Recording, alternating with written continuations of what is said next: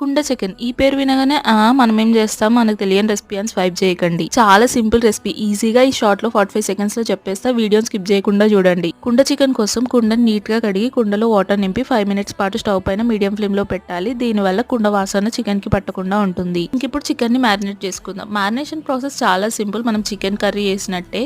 నేను ఇక్కడ 1/2 kg chicken తీసుకున్నా. దానిలోకి 4 టేబుల్ స్పూన్ కారం, 1.5 టేబుల్ స్పూన్ అల్లం వెల్లుల్లి పేస్ట్, 1 టీ స్పూన్ పసుపు, రుచికి సరిపడా ఉప్పు, ఒక గుప్పెడు కొత్తిమీర, పుదీనా, 1 టేబుల్ స్పూన్ ధనియాల పొడి, 1 టేబుల్ స్పూన్ జీలకర్ర, ఇవన్నీ వేసి కలిపి ఒక 30 మినిట్స్ పాటు మ్యారినేటెడ్ చికెన్ ని పక్కన పెట్టుకోవాలి. మ్యారినేట్ చేసేటప్పుడు మీరు కావాలంటే ఆయిల్ ని స్కిప్ చేయొచ్చు. ఆయిల్ లేకపోతే అదొక వేరే టేస్ట్ వస్తుంది. మేము మరీ ఆయిల్ లేకుండా ఏం తింటామని కొంచెం యాడ్ చేసాం. 30 మినిట్స్ తర్వాత మ్యారినేటెడ్ చికెన్ ని కుండలోకి ట్రాన్స్ఫర్ చేసి స్టవ్ పైన పెట్టాలి. ఇప్పుడు మ్యారినేట్ చేసుకున్న గిన్నెలోనే కొంచెం కల్లు వేసి ఉడికిన చికెన్ లో వేయాలి. మధ్య మధ్యలో కలుపుతూ 25 to 30 మినిట్స్ మీడియం ఫ్లేమ్ లో ఉడికిస్తే మన కుండ చికెన్ రెడీ అయిపోయినట్టే. కల్లు ఫ్లేవర్ తెలుసు. ఈ కుండ చికెన్ చాలా టేస్టీగా ఉంటుంది. మీరు ట్రై చేసి ఎలా వచ్చిందో కామెంట్ చేయండి.